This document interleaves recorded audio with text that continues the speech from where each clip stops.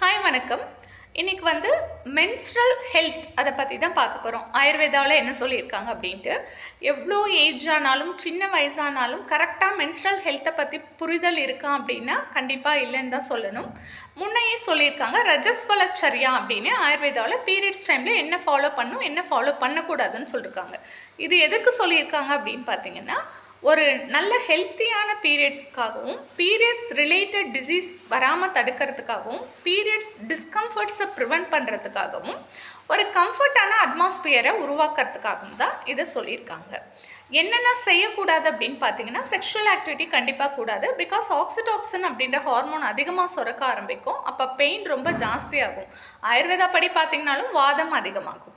Physical strain, ரொம்ப exercise பண்ணுறது அதெல்லாம் கூடாது. ஏன்னா ஆல்ரெடி ப்ரோஸ்டோக்ளாண்ட்லின்ற ஹார்மோன் அதிகமாக சுரந்துட்டு தான் இருக்கும் பீரியட்ஸ் டைமில். அது ரிலேட்டடாகவே பெயின் இருக்கும். இந்த மாதிரி எக்ஸசைஸ்லாம் பண்ணுறப்ப இன்னும் கொஞ்சம் ப்ரோஸ்டோக்ளாண்ட்லின் சுரக்கும். ஸோ அதை கண்டிப்பாக தவிர்க்கிறது நல்லது. தென் மென்டல் டிஸ்டர்பன்ஸ், ரொம்ப டென்ஷன் ஆகுது, ஆல்ரெடி மூட் ஸ்விங்கிங்ஸ் இருக்கும். ஏன்னு பார்த்தீங்கன்னா எஸ்ட்ரோஜன் ஹார்மோன் கம்மியாக இருக்கும். எஸ்ட்ரோஜனுக்கும் இந்த மூட் ஸ்விங்கிங்க்கும் நிறைய ரிலேஷன் இருக்குது. ஸோ டென்ஷன் ஆகாமல் இருக்கிறது நல்லது.